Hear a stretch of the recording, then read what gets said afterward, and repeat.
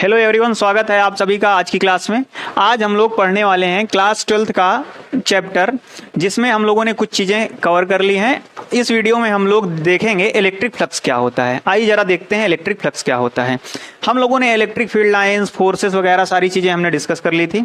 आज हमको देखना है इलेक्ट्रिक फ्लक्स क्या होता है। देखिए इलेक्ट्रिक फ्लक्स क्या होता है, यहाँ हम कहेंगे जितनी इलेक्ट्रिक फील्ड लाइंस किसी सरफेस से पास हो जा रही हैं उसको हम क्या कहेंगे, इलेक्ट्रिक फ्लक्स कहते हैं। चलिए यहाँ इसकी डेफिनेशन लिख लीजिएगा। इसको हम कहेंगे total number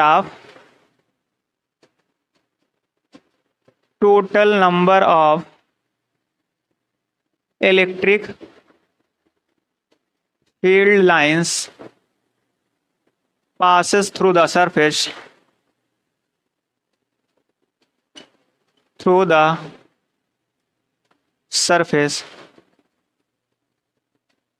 is called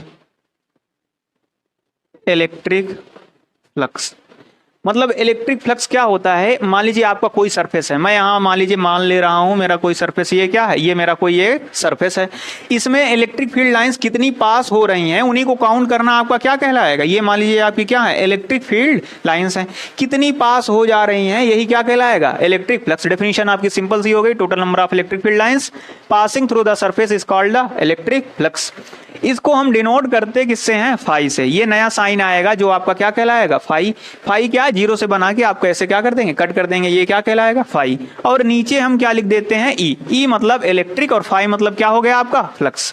phi E is equal to होता है E D S cos theta.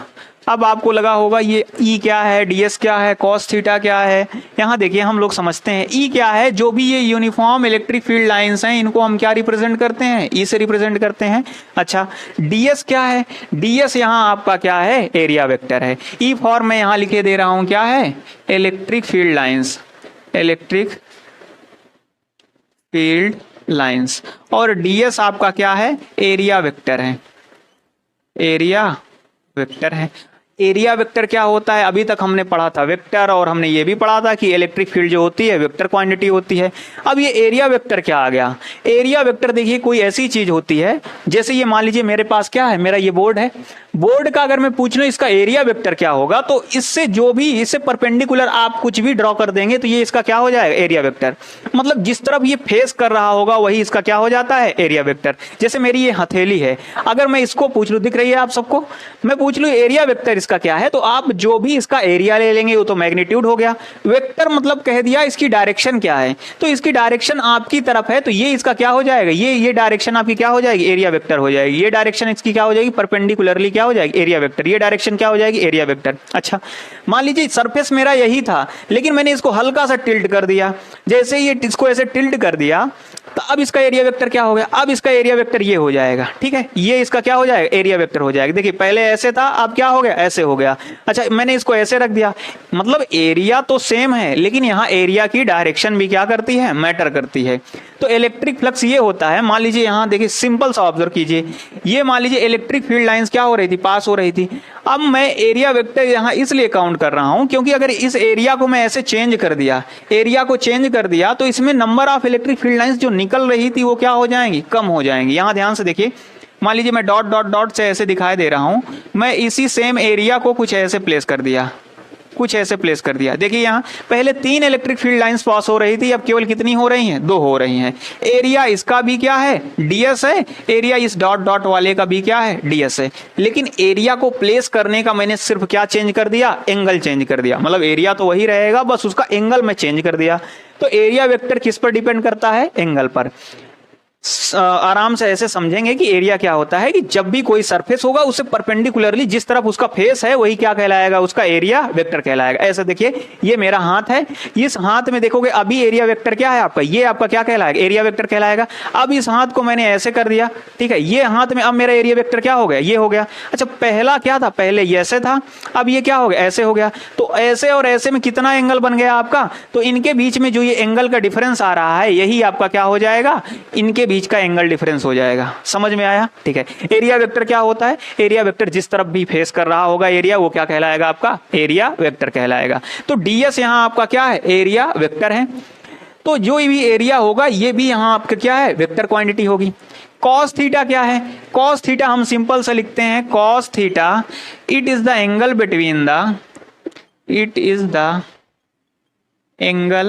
Between electric field lines and area vector. Electric field lines and area vector, ये किसके किसके बीच का एंगल है? कॉस थीटा है एंगल इलेक्ट्रिक फील्ड लाइंस और area vector के बीच का क्या है? एंगल है। तो यहां ध्यान से देखिएगा, इसको मैं फाइनली ऐसे भी लिख सकता हूं, phi E is equal to E vector dot DS vector, क्योंकि यहां देखिए इलेक्ट्रिक फील्ड भी आपकी क्या है? वेक्टर क्वांटिटी है, डीएस भी, एरिया भी क्या है आपका? वेक्टर है यहां। तो जब भी किन्हीं भी दो वेक्टर का डॉट प्रोडक्ट होता है तो हम इसको क्या कहेंगे? A vector dot B vector is equal to A B cos theta. तो यहाँ आपका ए बी कॉस थीटा के टर्म में लिखा हुआ है, तो इसको मैं फाइनली लिख सकता हूँ ए वेक्टर डॉट बी वेक्टर। यहाँ तक समझ में आया? किसी को कोई दिक्कत नहीं? चलिए अच्छा, इसकी एसआई यूनिट क्या होगी? इसकी एसआई यूनिट हम लिखते हैं वेबर। एसआई यूनिट आप लोग क्या लिख लेंगे? वेबर। वेबर हो जाएगी एसआई यूनिट किसकी? इलेक्ट्रिक फ्लक्स की। इलेक्ट्रिक फ्लक्स क्या होता है? जितनी भी इलेक्ट्रिक फील्ड लाइंस किसी सरफेस से पास हो जाएंगी उस सरफेस को हम काउंट कर लेंगे, वो क्या कहलाएगा? Electric flux. ये डिपेंड करता है इलेक्ट्रिक फील्ड, एरिया और एरिया वेक्टर पे, या इलेक्ट्रिक फील्ड लाइंस और एरिया वेक्टर पे ये क्या करता है? डिपेंड करता है। चलिए अच्छा, ये आपका क्या हो गया? Electric flux. देखिए इलेक्ट्रिक फ्लक्स के बाद हम एक इंपॉर्टेंट पॉइंट को डिस्कस करेंगे, वो आपका क्या है? Gauss law. गॉस जो आए इन्होंने भी बताया कि हम भी क्या बताएंगे? इलेक्ट्रिक फ्लक्स ही बताएंगे। मतलब जब हमने इलेक्ट्रिक फ्लक्स निकालना सीख लिया तो हम गॉस को क्यों पढ़ें? आपका क्वेश्चन बनेगा, बिल्कुल सही है कि भैया हम इलेक्ट्रिक फ्लक्स निकालना जानते हैं, आप भी इलेक्ट्रिक फ्लक्स बताएंगे तो हम क्यों पढ़ें आपको? तो इन्होंने कहा कि मेरा तरीका डिफरेंट है और अलग अलग मेरे क्या हैं? एप्लीकेशंस हैं। गॉस लॉ को पढ़ने से पहले हम लोगों को पढ़ना होगा कि चार्ज डेंसिटी क्या होती है, क्योंकि यहाँ यूज किस चीज का आएगा? चार्ज डेंसिटी का आएगा। तो जरा ध्यान से देख लीजिए चार्ज डेंसिटी क्या होती है। यहाँ जो आपकी चार्ज डेंसिटी आएगी उसको थोड़ा हम पढ़ लेते हैं। अच्छा, हम अभी तक डेंसिटी पढ़ रखे होते हैं। डेंसिटी क्या होता है? Mass by volume. डेंसिटी हम लोगों ने पढ़ रखा होता है, क्या होता है? Mass by volume. लेकिन एक्चुअली ये क्या होती है? वॉल्यूम मास डेंसिटी होती है। Volume mass density. हमको क्या पढ़ना है? Charge density. आप इसको नोट कर लेंगे, चार्ज डेंसिटी क्या होती है? चार्ज डेंसिटी आपकी तीन प्रकार की होगी। तीन प्रकार की कौन कौन सी? एक को आप कहेंगे linear charge density, linear charge density, और आपकी एक होगी एरियल या सरफेस चार्ज डेंसिटी। एरियल या इसी को हम क्या कहते हैं? Surface charge density. और तीसरी आपकी हो जाएगी volume charge density. Volume charge density. देखो ये क्या बताया गया? ये तीन अलग अलग ऑब्जेक्ट को क्या किया गया? चार्ज किया गया। मान लीजिए एक आपकी क्या है? ये एल लेंथ की क्या है? रॉड है। एल लेंथ की रॉड है, इसको आपने यूनिफॉर्मली क्या कर दिया? चार्ज कर दिया। इसमें क्या है? आपके पॉजिटिवली चार्ज हैं। दूसरा क्या हो गया? दूसरा मान लो आपका ये कोई ए एरिया का क्या हो गया? ऑब्जेक्ट हो गया। इसका टोटल एरिया क्या है? ए है। ये भी क्या है? यूनिफॉर्मली चार्ज है। यूनिफॉर्मली चार्ज कहने का मतलब कि आप इसके इक्वल इक्वल पार्ट्स कहीं से भी तोड़ लो, इसमें जो भी चार्ज हैं उनकी संख्या क्या मिलेगी? बराबर मिलेगी। मतलब सेम एरिया पे चार्जेस क्या होंगे? सेम। यहाँ सेम लेंथ पे चार्जेस क्या होंगे? सेम होंगे। और तीसरा हमने मान लो कोई एक 3D ऑब्जेक्ट ले लिया जिसका वॉल्यूम था कुछ, इसका वॉल्यूम कितना हमने मान रखा है? इसका वॉल्यूम लो मान लिया हमने v, और ये भी क्या है? यूनिफॉर्मली चार्ज है। यूनिफॉर्मली चार्ज होने का मतलब यही हो गया कि आप इसका कोई भी पार्ट का वॉल्यूम इक्वल इक्वल कट करेंगे तो वहां नंबर ऑफ चार्जेस क्या मिलेंगे? सेम मिलेंगे। तो इसको थोड़ा ध्यान से समझना। चार्ज डेंसिटी जब वन डायमेंशनल के लिए देखेंगे तो आपकी ये क्या कहलाएगी? Linear charge density. उसको हम कहां से समझेंगे? इस एल लेंथ की रॉड से। तो लीनियर चार्ज डेंसिटी को मैं रिप्रेजेंट किससे करूंगा? लैम्डा से। किससे रिप्रेजेंट करूंगा? लैम्डा से। जरा ध्यान से देखो, यहां ये जो आपकी एल लेंथ की वायर है ये यूनिफॉर्मली क्या है? चार्ज है। मान लो इसमें कह दिया कि एल लेंथ की वायर में टोटल चार्ज कितने थे? क्यों थे? एल लेंथ की वायर में टोटल चार्ज कितने थे? क्यों थे? एल लेंथ की वायर में टोटल चार्ज कितने थे? क्यों थे? एक यूनिट वायर की लेंथ में कितना चार्ज आएगा? तो यही इसकी क्या कहलाएगी? Charge density. चार्ज डेंसिटी आपका क्या कहलाता है? Total charge present in unit length, total charge present in unit length, तो ये क्या कहलाएगी, लीनियर चार्ज डेंसिटी। तो एक यूनिट लेंथ में कितना चार्ज आ जाएगा, तो वही आपका क्या कहलाएगा, 1 यूनिट में आपका टोटल चार्ज आएगा Q बाई L। देखो यहाँ L लेंथ में टोटल चार्ज Q है, एक यूनिट में क्या होगा, L आपका डिवाइड हो जाएगा Q बाई L। तो एक यूनिट को ही हम दिखाते हैं किससे हैं, लीनियर चार्ज डेंसिटी या फिर लैम्डा से। तो लैम्डा इज इक्वल टू आपकी वैल्यू क्या आ जाएगी, Q by L। Lambda is equal to क्या आ जाएगा आपका, Q बाई L। समझ में आया इतना, ठीक है। अब मान लीजिए ये क्या है, कोई सरफेस है जिसका एरिया क्या है, A है, इसमें क्या पाई जाएगी, ये आपका 2D ऑब्जेक्ट है, सरफेस में क्या होता है, लेंथ और ब्रेथ। तो 2D ऑब्जेक्ट में क्या होगा, एरिया होगा, एरिया होगा तो यहाँ हम क्या देखेंगे, सरफेस या एरियल चार्ज डेंसिटी। अब हम कहते हैं कि टोटल ए एरिया में चार्ज कितना है, क्यों है, टोटल ए एरिया में चार्ज कितना है, क्यों है।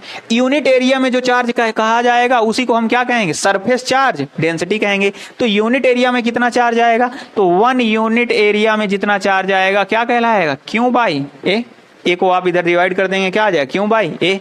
तो इसको हम रिप्रेजेंट करते हैं सिग्मा से, तो सिग्मा इज इक्वल टू क्या आ जाएगा, Q बाई ए। तो ये आपका क्या कहलाएगा, एरियल या सरफेस चार्ज डेंसिटी कहलाएगा, ठीक है। अच्छा, इनकी यूनिट की बात करें तो ये क्या हो जाएगा, कूलम पर मीटर, इसकी यूनिट क्या हो जाएगी, कूलम पर मीटर, इसकी क्या हो जाएगी, coulomb per metre square. Surface charge density की क्या हो जाएगी, coulomb per metre square, charge coulomb, नीचे एरिया मीटर स्क्वायर हो जाएगा। यहाँ देखिए volume charge density, volume charge density में यहाँ कहते हैं, मान लो कोई V वॉल्यूम का क्या है, ऑब्जेक्ट है, जिसमें टोटल चार्ज कितने हैं, क्यों है, तो एक यूनिट वॉल्यूम में कितने चार्ज होंगे, तो सिंपल सी बात, V को आप इधर से डिवाइड करेंगे तो 1 यूनिट वॉल्यूम में क्या हो जाएगा, आपका चार्ज आएगा Q बाई V। तो वॉल्यूम चार्ज डेंसिटी को आप रिप्रेजेंट करेंगे रो से, रो इज इक्वल टू क्या हो जाएगा, Q बाई V। इसकी SI यूनिट क्या हो जाएगी, बताइए आप लोग। अरे भाई Q से क्या हो गया, कूलम, वॉल्यूम क्या हो गया, मीटर क्यूब, तो कूलम पर मीटर क्यूब क्या हो जाएगी, वॉल्यूम चार्ज डेंसिटी। इन तीनों को आप नोट करेंगे, इनका यूज हमको क्या होगा, गॉस के एप्लीकेशन में क्या करना है। आप इतना नोट कर लीजिए, फिर हम पढ़ते हैं गॉस लॉ। गॉस लॉ में कहा गया कि इलेक्ट्रिक फ्लक्स जो भी आपका बताया जाएगा, किसके लिए बताया जाएगा, क्लोज्ड सरफेस के लिए बताया जाएगा। क्लोज सरफेस बोले मतलब ऐसा सरफेस जो चारों तरफ से क्या हो, पैक्ड हो या क्लोज्ड हो। आपके चार्ज क्या होने चाहिए, क्लोज्ड होने चाहिए। आगे चलिए गॉस लॉ की स्टेटमेंट देख लेते हैं। गॉस लॉ में आपका कहा गया total flux through any close surface is equal to the 1 upon epsilon naught times total charge enclosed by the surface। मतलब समझ में आया, नहीं आया, कैसे करें। अच्छा देखो यहाँ क्या है, मान लो मेरे पास कोई एक क्या है, डिब्बा है। डिब्बा है मतलब मैंने क्या कह लिया कि मेरे पास कोई एक क्यूब का क्या है, डिब्बा है, ठीक है। इस क्यूब के डिब्बे को मैंने क्या किया, चारों तरफ से क्या रख कर रखा है, ढक रखा है, एकदम से अच्छे से ये क्या है, पैक्ड है। इसमें मान लो मैंने टोटल चार्ज कितना रखा हुआ है, क्यों रखा हुआ है, एक डिब्बा हुआ, डिब्बे के अंदर मैंने क्या रख दिया, चार्ज, क्यों रख दिया। अच्छा, चार्ज से क्या निकलेंगी, इलेक्ट्रिक फील्ड लाइंस निकलेंगी। और ये जो डिब्बा है इसका कुछ ना कुछ क्या है, एरिया है, कुछ ना कुछ क्या है, एरिया है। तो इस चार्ज इसी के अंदर रखा हुआ है। तो अगर इससे पूछा जाए कि भैया इलेक्ट्रिक फील्ड लाइंस इससे निकलेंगी, आप कहेंगे बिल्कुल हाँ। और जितने एरिया से इलेक्ट्रिक फील्ड लाइंस निकलेंगी उन्हीं को काउंट करना ही आपने पढ़ा, क्या कहलाता है, इलेक्ट्रिक फ्लक्स कहलाता है। अगर मैं आपसे पूछ लूं इस डिब्बे से कितना फ्लक्स निकलेगा तो आप क्या करेंगे। तो गॉस ने बताया कि भैया सिंपल सी बात है, आप कुछ ज्यादा इधर उधर मत कीजिए। आप यहाँ देखिए, मैं कह रहा हूं कि जो भी फ्लक्स निकलेगा, फ्लक्स किससे दिखाते हैं, फाई ई से दिखाते हैं। फ्लक्स इज इक्वल टू आपका हो जाएगा जितना चार्ज आपने अंदर रखा है, जो टोटल चार्ज इनक्लोज्ड है सरफेस में, उसका कितना होगा, 1 अपॉन एप्सिलॉन नॉट टाइम्स। अब यहाँ देखिए चार्ज अंदर कितना है, आपका टोटल चार्ज क्या है, स्मॉल क्यों है, तो कितना फ्लक्स निकलेगा, इसमें आप 1 अपॉन एप्सिलॉन नॉट का क्या कर देंगे, मल्टीप्लाई कर देंगे। एप्सिलॉन नॉट आपने पढ़ लिया है, परमिटिविटी ऑफ फ्री स्पेस। तो phi E is equal to आपका क्या आ जाएगा, Q inside upon epsilon naught. Phi E is equal to क्या आ गया, Q inside upon epsilon naught. यहाँ इलेक्ट्रिक फ्लक्स की यूनिट क्या होगी, इलेक्ट्रिक फ्लक्स होता है, यूनिट यहाँ भी क्या होगी, वेबर होगी, यूनिट यहाँ क्या होगी, वेबर होगी। कोई दिक्कत यहाँ नहीं, बस सिंपल सी बात है। गॉस ने कहा कि चारों तरफ से अगर चार्ज आपका क्या है, क्लोज है, तो टोटल आउटगोइंग फ्लक्स क्या हो जाएगा आपका, Q in upon epsilon naught, Q in upon epsilon not. कोई दिक्कत यहाँ से नहीं दिक्कत। आइए देखिए गॉस के एप्लीकेशंस की बात करते हैं। देखिए इलेक्ट्रिक फ्लक्स के हमने दो फार्मूले पढ़ लिए। एक हमने पढ़ा इलेक्ट्रिक फ्लक्स, जो मेन फार्मूला था क्या था आपका, phi E is equal to E D S cos theta, या इसी को हम लिख सकते थे E vector dot D S vector. कोई दिक्कत यहाँ नहीं। अच्छा, फाई ई का ही दूसरा फार्मूला हमने पढ़ा, ये क्या था, Q in upon epsilon naught, मतलब charge inside upon epsilon naught. ये आपका क्या कहलाया, गॉस लॉ कहलाया। ये आपका क्या कहलाया, इलेक्ट्रिक फ्लक्स कहलाया। दोनों ही क्या बताते हैं, इलेक्ट्रिक फ्लक्स बताते हैं। अच्छा ठीक है। अच्छा देखिए थोड़ा गॉस लॉ के क्वेश्चन सॉल्व कर लेते हैं। मान लीजिए यहां आपका दिया गया है, if a charge is enclosed in a surface in a cube, find the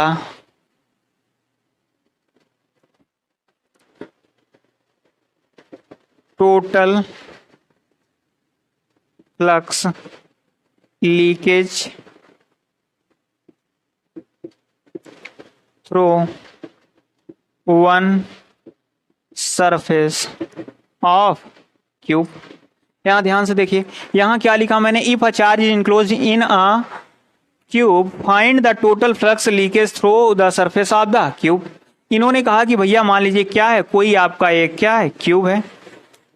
cube है तो मतलब इसकी सारी साइड क्या होंगी, इक्वल होंगी। आप कुछ भी साइड मान लीजिए, मान लो मैं ए मान ले रहा हूँ, तो इसकी लेंथ ब्रेथ हाइट सारी क्या हो जाएगी, सेम ही हो जाएगी। ठीक है, तो कह रहा है कि भैया इसके अंदर कोई सा एक चार्ज है, तो आप चार्ज कुछ भी रख सकते हो। मान लो मैं यहाँ टोटल चार्ज क्या रख ले रहा हूँ, क्यों रख ले रहा हूँ, टोटल चार्ज मैंने क्या रख लिया, प्लस क्यों या कैपिटल क्यों रख लिया।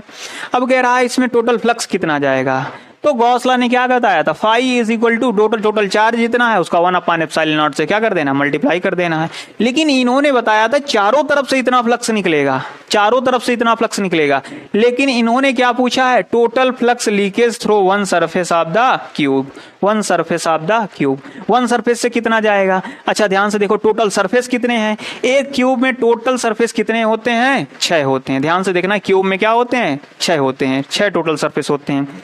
1 2 3 4 5 6, कितनी वाल हो जाएंगी क्यूब में, 6 वाल हो जाएंगी। तो यहाँ सिंपल सा देखना, टोटल फ्लक्स कितना है, phi is equal to total flux कितना हो जाएगा, Q upon epsilon naught. Capital Q आपका चार्ज है, टोटल आपका क्या हो जाएगा, capital Q into 1 upon epsilon naught. तो ये जो टोटल फ्लक्स जा रहा है कितने सरफेसेस से जा रहा है, 6 सरफेस से कितना जा रहा है, क्यू अपॉन एप्सिलॉन नॉट। एक सरफेस से कितना जाएगा, तो 1 सरफेस से पूछ रहा है, तो 1 सरफेस इज इक्वल टू क्या हो जाएगा, Q upon 6 epsilon naught, Q upon 6 epsilon naught. तो एक सरफेस से आपका कितना फ्लक्स लीक होगा, 1 सरफेस से हो जाएगा आपका capital Q upon 6 epsilon not. समझ में आया। अच्छा मान लीजिए कह दे रहा है कि आपका ये कोई क्लोज्ड सरफेस है, यहाँ कोई डाइपोल लेके रख दिया गया, ये मान लो माइनस क्यू प्लस क्यू, इसकी लेंथ क्या है, 2l है। अब कह रहा, अब बताइए इसमें से टोटल फ्लक्स कितना लीकेज होगा या कितना आउटगोइंग फ्लक्स होगा, बताइए। यहाँ ध्यान से देखिए, गॉस लॉ लगाएंगे। गॉस लॉ क्या होता है, phi E is equal to Q in upon epsilon naught. Q in मतलब क्यू इनसाइड या क्यू इनक्लोज्ड, तो ये आपका चारों तरफ से इनक्लोज्ड है। टोटल कितना है, माइनस क्यू प्लस क्यू, तो माइनस क्यू प्लस क्यू करेंगे, टोटल क्या आ जाएगा आपका 0 कूलम। क्या आ जाएगा, 0 कूलम। तो यहाँ फाई ई की वैल्यू भी क्या हो जाएगी, 0 हो जाएगी। समझ में आया।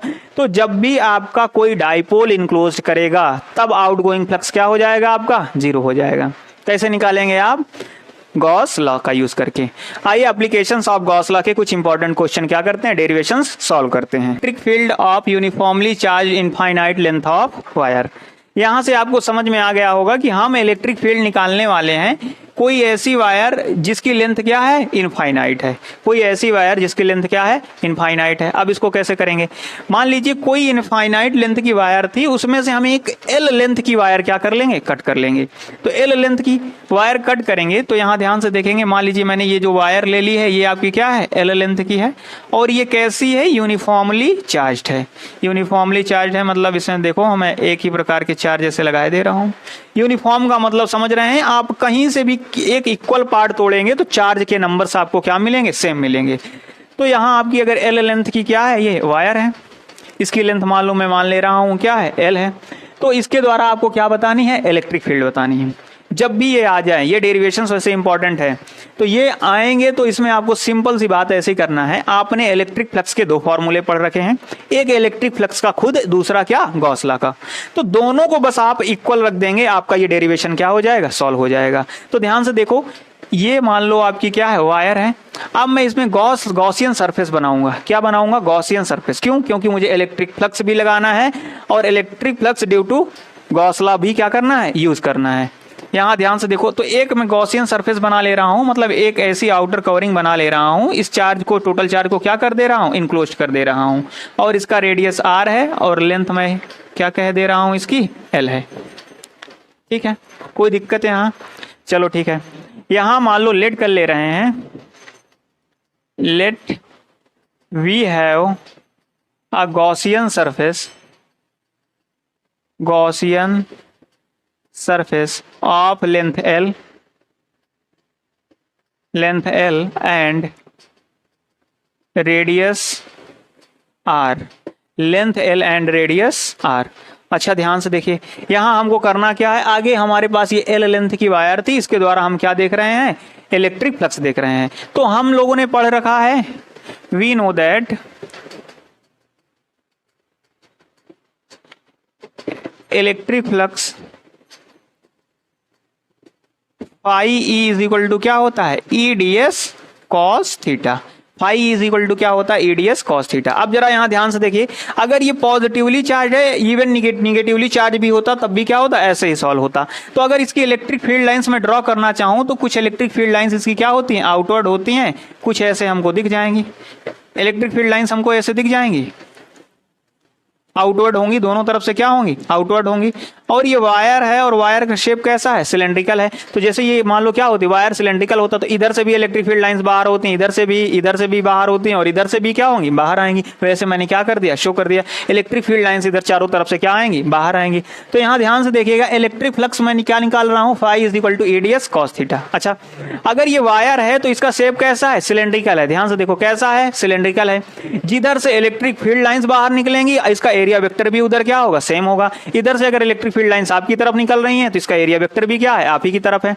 मतलब अगर मैं पूछूं the angle between electric field lines and area vector, तो आप क्या बोलेंगे, इलेक्ट्रिक फील्ड लाइंस भी आपकी तरफ है, एरिया वेक्टर भी इस तरफ है। इस तरफ जो इलेक्ट्रिक फील्ड लाइन निकल रही हैं इधर हैं, और क्या है, इधर का एरिया वेक्टर भी इधर है। इधर जो इलेक्ट्रिक फील्ड लाइंस निकल रही हैं वो भी इधर है, एरिया वेक्टर भी क्या है, इधर ही है।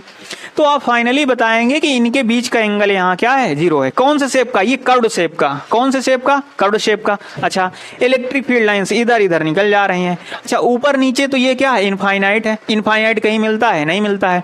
अच्छा, जो हमने गॉसियन सरफेस ये बना के रखा है, इसको क्या ऊपर से ढकेंगे। अगर आपने ढक भी लिया है तो ध्यान से देखिए, एरिया वेक्टर इसका क्या हो जाएगा, डीएस वेक्टर इसका क्या हो जाएगा, अपवर्ड हो जाएगा, और इसका डीएस वेक्टर क्या हो जाएगा, डाउनवर्ड हो जाएगा। ठीक है, तो यहाँ ध्यान से देखिए, मैं यहाँ क्या रखूंगा, फॉर्मूला अप्लाई करूंगा। यहाँ हमारे पास सरफेस क्या है, तीन, एक नीचे का ढक्कन, एक ऊपर का ढक्कन, और बाकी ये क्या हो गया, कर्व्ड सरफेस एरिया। अब यहाँ मैं फाई ई की वैल्यू निकालूंगा तो phi E is equal to हो जाएगा ई इंटू आपकी डीएस एरिया क्या हो जाएगा, एरिया कर्व्ड सरफेस का क्या हो जाएगा, 2 pi R L. Area of curved surface क्या हो जाएगा, 2 पाई आर एल। और cos थीटा की वैल्यू क्या हो जाएगी, cos और थीटा मेरा क्या हो गया, 0 डिग्री। कॉस मेरा क्या हो गया 0 डिग्री, प्लस फाई ई ऊपर साइड देखोगे तो इसका भी इलेक्ट्रिक फील्ड लाइंस क्या है, ऊपर क्या जा रही हैं, नहीं इलेक्ट्रिक फील्ड लाइंस तो इधर जा रही हैं, और इनके बीच का एंगल कितना मिल जाएगा 90 डिग्री, और कॉस 90 की वैल्यू क्या होती है 0 होती है। तो ऊपर का जो भी एरिया वेक्टर होगा और इलेक्ट्रिक फील्ड लाइंस होंगी, इनके बीच का एंगल 90 डिग्री हो जाएगा। सेम क्या होगा नीचे वाले में होगा, तो इनके द्वारा जो भी इलेक्ट्रिक फ्लक्स होगा क्या हो जाएगा 0 हो जाएगा। तो बाकी का नेट इलेक्ट्रिक फ्लक्स क्या होगा 0 होगा। केवल इलेक्ट्रिक फ्लक्स किससे मिलेगा, आपका सिलेंड्रिकल पार्ट से मिलेगा। किससे मिलेगा, सिलेंड्रिकल पार्ट से मिलेगा। तो आपका इलेक्ट्रिक फ्लक्स की वैल्यू कितनी आ गई, E into 2 pi R L cos 0 की वैल्यू क्या होती है 1 होती है। तो ये आपका क्या आ जाएगी, इक्वेशन नंबर फर्स्ट आ जाएगी। मैंने कुछ नहीं किया, मैंने इलेक्ट्रिक फ्लक्स का फॉर्मूला पढ़ा और उसको लिख दिया। इसका ऊपर वाला सरफेस और इसकी इधर की इलेक्ट्रिक फील्ड लाइंस या इधर की इलेक्ट्रिक फील्ड लाइंस आपस में एंगल कितना बना रही थी 90 डिग्री, इसलिए इधर से फ्लक्स क्या हो जाएगा 0, क्योंकि cos 90 की वैल्यू क्या होती है 0। सेम ऐसे डाउनवर्ड भी होगा। केवल इलेक्ट्रिक फ्लक्स जो भी मिलेगा मुझे कर्व्ड सरफेस से मिलेगा। कर्व्ड सरफेस के बीच में इलेक्ट्रिक फील्ड और एरिया वेक्टर का एंगल कितना मिल जाएगा 0 मिल जाएगा। cos 0 की वैल्यू क्या होती है 1। तो फाइनली मुझे फ्लक्स की वैल्यू मिल गई E into 2 pi R L. अगला हमने पढ़ रखा है गॉस लॉ, तो यहां आप लिखेंगे Gauss law, electric flux due to Gauss law. Gauss law के द्वारा देखिए जो भी इलेक्ट्रिक फ्लक्स आएगा, गॉस लॉ क्या कहता है, phi E is equal to Q in upon epsilon naught, जितना चार्ज अंदर है अपॉन एप्सिलॉन नॉट। अब हमको पता नहीं कितना चार्ज अंदर है, अब हम मान के रख लेते हैं कि टोटल चार्ज कितना है, टोटल लेंथ में चार्ज कितना है क्यों है। तो यहां हम लगाएंगे लीनियर चार्ज डेंसिटी, क्योंकि लेंथ क्या है इसकी L है, यूनिफॉर्मली चार्ज भी है। तो यहां हमको लीनियर चार्ज डेंसिटी लगाएंगे। तो we know that linear charge density, यहां मैं लिखे दे रहा हूं लीनियर चार्ज डेंसिटी किससे दिखाते थे हम, लैम्डा से। लैम्डा इज इक्वल टू क्या आ जाएगा क्यू बाई एल। यहाँ हमने मान के कितना रखा है चार्ज क्यू है, तो यहाँ क्यू की वैल्यू क्या आ जाएगी, क्यू की वैल्यू आप आसानी से लिख सकते हैं लैम्डा इंटू एल। एल को इधर मल्टीप्लाई कर देंगे तो क्या आ जाएगा, Q is equal to lambda into L. तो यहाँ आपका क्यू इन की वैल्यू क्या आ गई लैम्डा इंटू एल, और एप्सिलॉन नॉट क्या रहेगा आपका एप्सिलॉन नॉट रहेगा। ये आपकी क्या आ गई, इक्वेशन नंबर सेकेंड आ गई। क्या आ गई, इक्वेशन नंबर सेकंड आ गई। इसको आप नोट कीजिए, थोड़ा सा इरेज करके आगे बढ़ते हैं। हमारी इक्वेशन नंबर फर्स्ट थी phi is equal to E into 2 pi R L, और हमारी एक दूसरी इक्वेशन थी जो गॉस लॉ से आई थी, phi is equal to lambda into L upon epsilon naught, lambda into L upon epsilon naught. ये भी फ्लक्स है, ये भी फ्लक्स है, फ्लक्स है तो दोनों की वैल्यू क्या होगी, सेम ही होगी। दोनों की वैल्यू सेम होंगी तो मैं इक्वेशन फर्स्ट और इक्वेशन सेकंड को क्या कर सकता हूँ, इक्वल कर सकता हूँ। इक्वल जैसे ही करेंगे तो आपको मिलेगा E into 2 pi R L is equal to lambda into L divided by epsilon naught. यहां से देखिए L से L आपका क्या हो गया, कैंसिल हो गया। इलेक्ट्रिक फील्ड E है, E इज इक्वल टू आपकी वैल्यू आ जाएगी 1/2 pi R lambda upon epsilon naught. Electric field की वैल्यू क्या आ जाएगी, E is equal to 1/2 pi R lambda into lambda upon epsilon naught. ये क्या आ जाएगी, electric field of uniformly charge infinite length of wire. देखिए पिछले डेरिवेशन में हमने देखा कि electric field of uniformly charge infinite length of wire क्या आया 1/2 pi R into lambda upon epsilon naught. ये वैल्यू आई। अब ऐसे ही वो क्या था, लीनियर था, वहां आपने यूज किसका किया था, लीनियर चार्ज डेंसिटी का यूज किया था। और देखिएगा वो 1 डायमेंशनल था। अब यहीं अगर हम 2 डायमेंशनल के बारे में बात करें, या जहां हमको यूज करना है सरफेस चार्ज डेंसिटी, तो वहां आपका क्या आ जाएगा, पूछ लेता है electric field of uniformly charged infinite area of sheet. मतलब अगर कोई आपका एक ऐसा एरिया है, इनफाइनाइट एरिया है, इनफाइनाइट एरिया को मैं इतने में तो बता नहीं सकता हूं, लेकिन उसमें से मैं एक यूनिट एरिया या ए एरिया क्या कर लेता हूं, कट कर लेता हूं। देखिए यहाँ मान लीजिए मैं यहाँ एक ए एरिया क्या कर लिया, कट कर लिया। ये यूनिफॉर्मली क्या है, चार्ज है। यूनिफॉर्मली चार्ज है मतलब अगर इसके मैं छोटे छोटे इक्वल टुकड़े कर दूं तो नंबर ऑफ चार्ज या इनका डिस्ट्रीब्यूशन क्या होगा, सेम मिलेगा मुझे। इसका सरफेस एरिया मान लो मैं कितना कह दे रहा हूं, ए है। इसका सरफेस एरिया कितना है, ए है। ए को मैं लिखे दे रहा हूं, यहाँ आपका क्या है, एरिया दिया गया है। अच्छा, अगर ये कोई शीट होगी, जैसे यहाँ आपको कोई शीट दिखा दी जाए, मैं आपको ये बुक दिखा रहा हूँ, ठीक है, ये बुक अगर शीट है शीट इसलिए होती है क्योंकि इसकी अगर थिकनेस एकदम क्या कर दिया जाए, पतली कर दिया जाए, इसके पास केवल लेंथ है और क्या है, ब्रेथ है, लेंथ और ब्रेथ हो और इसकी थिकनेस क्या हो जाए, एकदम निग्लिजिबल हो जाए, तो ये आपकी क्या कहलाएगी, शीट कहलाएगी। इसके कितने सरफेसेस हैं, एक सरफेस ये, दूसरा सरफेस ये। अगर मैं कह दूं ये कंप्लीटली क्या है, चार्ज है, तो इलेक्ट्रिक फील्ड लाइंस किधर किधर से निकलेंगी, एक तो इधर से भी निकलेंगी, अगर पॉजिटिवली चार्ज है तो आउटवर्ड होगी, निगेटिवली चार्ज है तो इनवर्ड होगी। अच्छा, ये सरफेस भी तो चार्ज होगा क्योंकि इसके पास दो सरफेस होंगे, एक ये और एक ये, तो इधर से देखोगे तो या तो पॉजिटिवली होगी तो आउटवर्ड निकलेगी, निगेटिवली होगी तो क्या आएगी, इनवर्ड आएगी।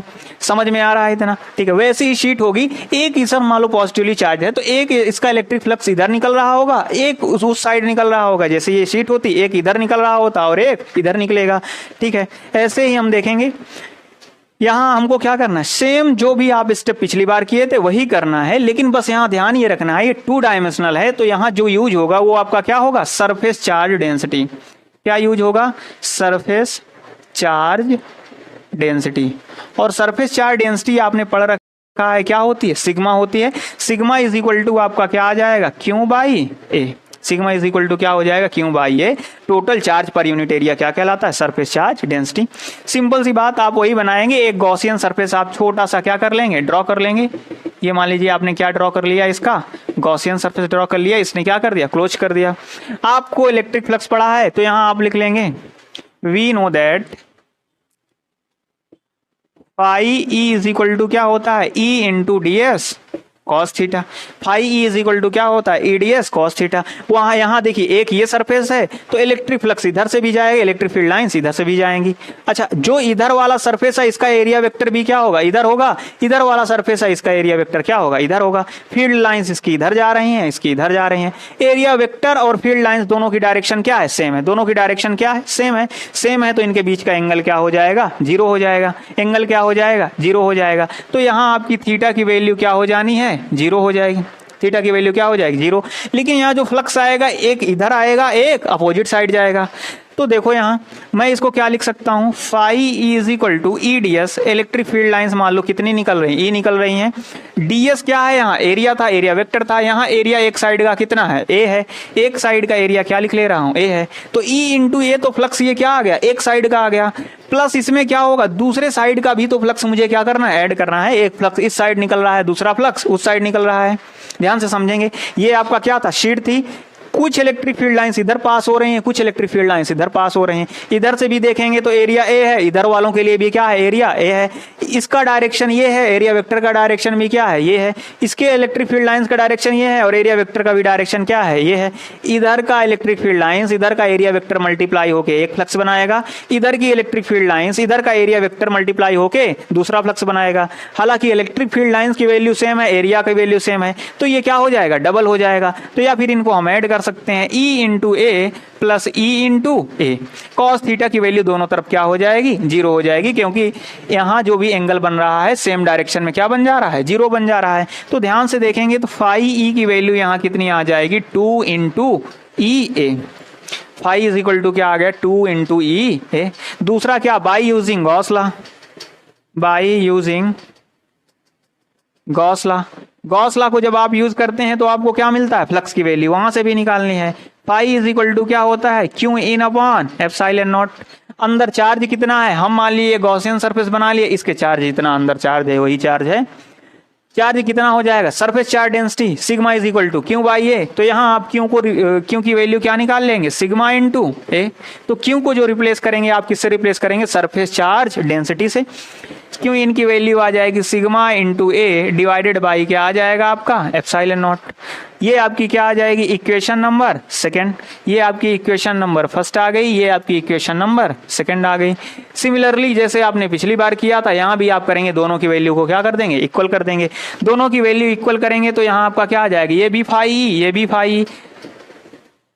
इक्वेशन फर्स्ट और सेकंड को जैसे ही आप इक्वल करेंगे, 2EA इज इक्वल टू मिल जाएगा sigma into A upon epsilon naught. Area से एरिया क्या हो गया, कैंसिल आउट। यहाँ इलेक्ट्रिक फील्ड ई की वैल्यू आपकी आ जाएगी sigma upon 2 epsilon naught. E की वैल्यू क्या आ गई, sigma upon 2 epsilon naught. E is equal to क्या आ गया आपका, sigma upon 2 epsilon naught. Electric field of uniformly charge infinite area of sheet की वैल्यू क्या आ जाएगी, सिग्मा अपॉन 2 एप्सिलॉन नॉट। आइए देखते हैं, हमने देखिए 1D पढ़ लिया, 2D पढ़ लिया, तो हमको एक 3D फिगर भी पढ़ना है। अब हमको देखना है electric field of uniformly charged hollow sphere, मतलब आपका कोई एक हॉलो स्फीयर है। स्फीयर आपका कैसा बनता है, ये आपका क्या हो गया, स्फीयर हो गया। मान लीजिए इसका रेडियस क्या है, स्मॉल r है, रेडियस क्या है, स्मॉल r है। अच्छा, ये यूनिफॉर्मली चार्ज है, अंदर हॉलो का मतलब क्या है, खोखला है। चलिए यूनिफॉर्मली चार्ज है मतलब इसमें जो भी चार्ज हैं ये यूनिफॉर्मली डिस्ट्रीब्यूटेड हैं, यूनिफॉर्मली डिस्ट्रीब्यूटेड है। कोई दिक्कत यहाँ नहीं दिक्कत होगी। अब मान लीजिए इसमें मैं गॉसियन सरफेस बनाऊंगा, तो मैंने एक ऐसा सरफेस बना दिया जिसको मैंने क्या कह दिया, इसका आउटर कवरिंग है, या इसी को नाम दे दिया मैंने क्या, गॉसियन सरफेस। और गॉसियन सरफेस का रेडियस मैंने क्या मान लिया, कैपिटल R मान लिया। सेम जैसा जैसा आपने वहां किया था वैसा वैसा ही आप क्या करेंगे, यहाँ भी करेंगे। देखिए 1D ऑब्जेक्ट के लिए आपका लीनियर चार्ज डेंसिटी लगेगा, 2D ऑब्जेक्ट के लिए आपका क्या लगेगा, सरफेस चार्ज डेंसिटी लगेगा। जब भी आपका ऑब्जेक्ट 3D होगा और उसके चार्ज डिस्ट्रीब्यूशन भी देखने हैं, जैसे मैंने यहाँ देख लिया, आपको कह दिया हॉलो स्फीयर है, तो क्या यहाँ ये 3D है, जी हाँ, ऑब्जेक्ट तो 3D है, लेकिन इसका चार्ज डिस्ट्रीब्यूशन कैसा है, चार्ज डिस्ट्रीब्यूशन जो होगा वो केवल कहाँ कहाँ होगा, सरफेस पे होगा। मतलब जितना इसका एरिया है उतना ही यहाँ क्या है, चार्ज डिस्ट्रीब्यूशन है। क्या इसके पूरे वॉल्यूम पे चार्ज है, नहीं, ये भी कंडीशन हम पढ़ेंगे। अभी हम लोग क्या करेंगे, PYQs करेंगे, तभी हम वहाँ ये कंडीशन पढ़ लेंगे। स्फीयर की 2-3 कंडीशन होती हैं, कंडक्टिंग, नॉन कंडक्टिंग स्फीयर, ये सब पढ़ेंगे। लेकिन यहाँ अभी मैं आपको केवल बताए दे रहा हूँ कि आपका कैसा स्फीयर है, हॉलो स्फीयर है। हॉलो मीन्स इसमें जो भी चार्ज होंगे इसके सरफेस पे होंगे। तो यहाँ गलती मत कीजिएगा, यहाँ आपको लगाना है सरफेस चार्ज डेंसिटी। जब ये चार्ज पूरे वॉल्यूम में होते, मतलब पूरी इसकी बॉडी पे बिखरे हुए होते, तब ये क्या लगता, वॉल्यूम चार्ज डेंसिटी। लेकिन यहाँ क्या लगेगा, सरफेस चार्ज डेंसिटी। तो यहाँ ध्यान से देखिए, सरफेस चार्ज डेंसिटी मैंने आपको पढ़ा ही रखी है, सरफेस चार्ज डेंसिटी। अच्छा, कुछ लोग सोच रहे होंगे कि ये चार्ज अंदर क्यों नहीं जाएंगे, भैया खोखला है, हवा में चार्ज नहीं जाते हैं। हवा में चार्ज जाता तो करंट आपका वायर से निकल के क्या होता, आपको मार देता। ठीक है, करंट लगता ना, झटका लगता अगर हवा में होता तो। हालांकि हम पढ़ लेंगे कि एयर में भी कभी कभी एयर ब्रेक डाउन हो जाता है, उसको हम करंट इलेक्ट्रिसिटी चैप्टर में क्या करेंगे, डिस्कस करेंगे। आप यहाँ देखिए, ये क्या है, आपका हॉलो स्फीयर है, रेडियस क्या है, R है। गॉसियन सरफेस जो मैंने बना के रखा उसका रेडियस क्या है, कैपिटल R है। जो चीजें आपको करनी है सिमिलरली करते चले जाना है। हमको क्या करना है, हमको पता है, वी नो दैट, वही सिंपली चीजें लिखेंगे। वी नो दैट, बोर्ड्स में हमको अगर नंबर लाने हैं तो ये डेरिवेशन हमारे क्या है, मोस्ट इंपॉर्टेंट हैं। पहले चैप्टर में वी नो दैट आपका क्या हो जाएगा, electric flux, electric flux phi E is equal to क्या होता है, E into D S into cos theta. अच्छा, कोई स्फीयर ले लेंगे, कोई स्फीयर मतलब कोई आपका बॉल ले लीजिएगा, वॉलीबॉल ले लीजिएगा, आपका हैंडबॉल जो भी हो, तो बॉल क्या होती है, स्फेरिकल शेप में होती है। अच्छा, उसका जो भी सरफेस एरिया होगा उसी तरफ क्या होगा, एरिया वेक्टर होगा। अगर ये पॉजिटिवली चार्ज है तो जिस तरफ इलेक्ट्रिक फील्ड लाइंस होंगी वो क्या करेंगी, बाहर ही जाएंगी। अच्छा, यहाँ देखिए एक कंट्राडिक्शन और एक अच्छी चीज मिलती है। यहाँ अच्छी चीज ये मिलती है, कुछ लोगों के मन में होगा कि इसमें से पॉजिटिव चार्ज से हमेशा फ्लक्स क्या होते हैं, आउटवर्ड होते हैं। तो यहाँ अंदर खोखला है तो ये चार्ज क्या होंगे, फ्लक्स जो होगा या इलेक्ट्रिक फील्ड लाइंस होंगी अंदर भी जानी चाहिए। एकदम सही सोच रहे हैं आप, बिल्कुल जानी चाहिए, मैं भी मानता हूँ जानी चाहिए। ये खोखला है, इलेक्ट्रिक फील्ड लाइंस मान लो इसकी क्या है, पॉजिटिव है, इसकी हम बाहर अगर मान रहे हैं, चारों तरफ से हम मान रहे हैं ये बाहर जा रही हैं, तो जरूर अगर अंदर हवा है तो अंदर भी इलेक्ट्रिक फील्ड लाइंस जानी चाहिए। लेकिन इलेक्ट्रिक फील्ड लाइंस का अपना एक रूल होता है या नियम होता है, इलेक्ट्रिक फील्ड लाइंस कभी एक दूसरे को इंटरसेक्ट नहीं करती। क्यों नहीं करती हैं, ध्यान से देखिए। मान लीजिए कोई इलेक्ट्रिक फील्ड लाइंस इधर से जा रही थी, कोई इधर से जा रही थी, अगर ये एक पॉइंट पे इंटरसेक्ट कर गई, मैंने कहा इलेक्ट्रिक फील्ड लाइंस कैसी हैं, वेक्टर क्वांटिटी है। यहाँ at the point of intersection there will be two direction, क्या होंगी, दो डायरेक्शन होंगी, विच इज नॉट पॉसिबल। दो डायरेक्शन एक ही समय पे पॉसिबल है, नहीं पॉसिबल है। इसलिए इलेक्ट्रिक फील्ड लाइंस कभी एक दूसरे को इंटरसेक्ट नहीं करती हैं। तो ये जो अंदर आने वाली इलेक्ट्रिक फील्ड लाइंस हैं, इनको पता है कि भैया अगर हम अंदर जाएंगे तो किसी ना किसी पॉइंट पे हमको सबको क्या होना पड़ेगा, मिलके इंटरसेक्ट होना पड़ेगा, जो हम कभी हो नहीं सकते। तो ये इलेक्ट्रिक फील्ड लाइंस अंदर आती ही नहीं है, केवल किस तरफ जाएंगी, आउटवर्ड जाएंगी, केवल किस तरफ जाएंगी, आउटवर्ड जाएंगी। हालांकि अंदर जगह है, आ सकती हैं, लेकिन इनको पता है आगे फाइनली क्या होना है, इनको अपना फाइनल डिसीजन पता है कि हम अगर अंदर गए तो हमको क्या करना पड़ेगा, मीट करना पड़ेगा, कट करना पड़ेगा, जो हमसे हो नहीं सकता, जो हमारे प्रिंसिपल के खिलाफ है। तो electric field lines never intersect each other. ये आप समझ के रखेंगे। तो इसमें केवल क्या निकलेंगे, आउटवर्ड निकलेंगी। आउटवर्ड अगर निकलेंगी तो यहाँ आपको फ्लक्स की वैल्यू क्या मिल गई, phi is equal to E D S cos theta. तो यहाँ ध्यान से देखिएगा, जिधर इसका एरिया वेक्टर उधर ही इलेक्ट्रिक फील्ड लाइंस, जिधर एरिया वेक्टर उधर इलेक्ट्रिक फील्ड लाइंस, जिधर एरिया वेक्टर उधर इलेक्ट्रिक फील्ड लाइंस। मतलब यहाँ इलेक्ट्रिक फील्ड लाइंस और एरिया वेक्टर के बीच का एंगल यहाँ भी सेम होगा मतलब थीटा की वैल्यू यहाँ भी 0 होगी। थीटा की वैल्यू जैसे ही 0 हो जाएगी तो कॉस 0 की वैल्यू क्या होती है, 1 होती है। यहाँ ध्यान से देखिए, यहाँ आपको क्या मिल जाएगा, phi E is equal to E into D S क्या हो जाएगा, क्या हम यहाँ क्या लगाएंगे, डी एस क्या हो जाएगा, एरिया हो जाएगा। क्या हो जाएगा, एरिया हो जाएगा, क्योंकि चार्ज यहाँ किसमें है, एरिया में है। ई इंटू क्या हो जाएगा, 4 पाई आर स्क्वायर। देखिएगा फ्लक्स निकालेंगे तो आप क्या निकालेंगे, स्मॉल आर लगाएंगे, क्योंकि इसका सरफेस क्या है, रेडियस क्या है, स्मॉल आर है। तो फाई ई की वैल्यू क्या आ गई, E into 4 pi R square, और कॉस 0 की वैल्यू क्या हो जाएगी, 1 हो जाएगी। ये आपकी आ जाएगी इक्वेशन नंबर फर्स्ट। अब नेक्स्ट देखेंगे, नेक्स्ट आपका क्या हो जाएगा, by using Gauss law. By using Gauss law एकदम सिंपल चीजें हैं, बस देखते चलिए। एक ही सेम टाइप के हैं, एक को ध्यान से पढ़िए, सारा क्या हो जाएगा, अपने आप आ जाएगा।